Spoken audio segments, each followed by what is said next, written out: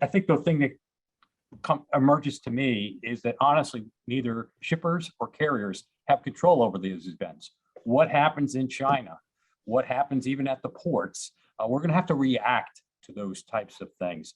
That's not going to help us manage our cost and take cost out of the business relationship going forward. So I think, Shelley talked a little bit about the structural costs, but there are ways to reduce the costs in our business relationships. And speaking very specifically around LTL, I'm going to be pretty tactical today. Come up with really 6 items that I feel shippers and carriers can work on in the coming year to find ways either to mitigate the amount of a rate increase, maybe negate a rate increase, and conceptually, if the savings is good enough, lower the freight rate over time. I think some of the problems that have arisen in the last 2 years, we focus as a carrier, we focus on our shortage with our drivers, our mechanics, our dock workers, but our customers are experiencing those same labor shortages. And when you have new people in the building or a lot of turnover in the building, some of the basic practices that we come to expect now start to depart, and they inject cost into the carrier's network. So I'm going to start with the first one of labeling and packaging.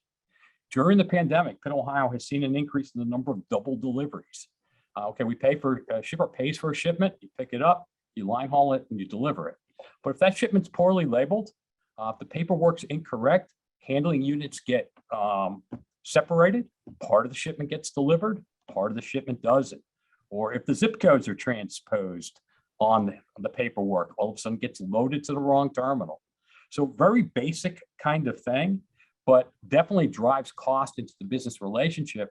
If you've got sloppy labeling practices, you're creating more double deliveries.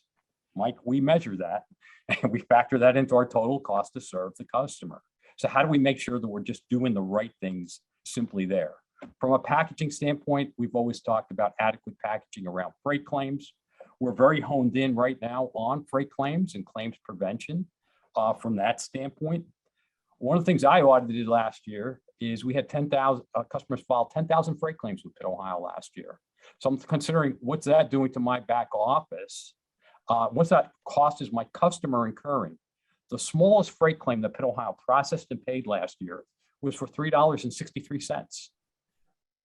How can we justify filing, the time to file, the time to process, the time to pay? I would throw out that in the LTL world, a claims minimum threshold of about $200, maybe even $250 is more applicable in terms of the business relationship. Why are we filing claims for something less than that? You might say, well, that product, if you're allocating $100 of cost to file, process, and receive the check back, and the carrier is incurring that same cost as well, okay, how do we take that cost out? Remove it. We don't both do that piece of work. As a result of that, we can lower the cost to serve. Moving on to the second big item, I'm thinking around the item of shipment projections. So in the LTL world, typically pickups are called in that day or communicated electronically, hopefully. 25% of our customers send us bills of lading digitally. And as a result of that, we get that information in the morning. We're able to plan our line haul operation that night, move the product up to 550 miles next day, and we have a very efficient line haul there.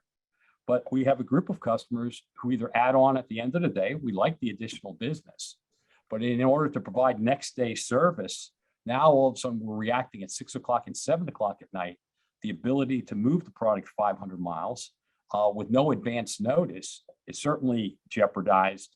And some nights we're adding drivers in certain line haul lanes, and some nights we staff for too much because we didn't know exactly what was coming at us. So one of the key areas to take cost out of an LTL relationship between a shipper and a carrier is move to digital bills of lading. That's optimal, but not necessary. It can be as simple as figuring out a way to provide projections, in an analog way.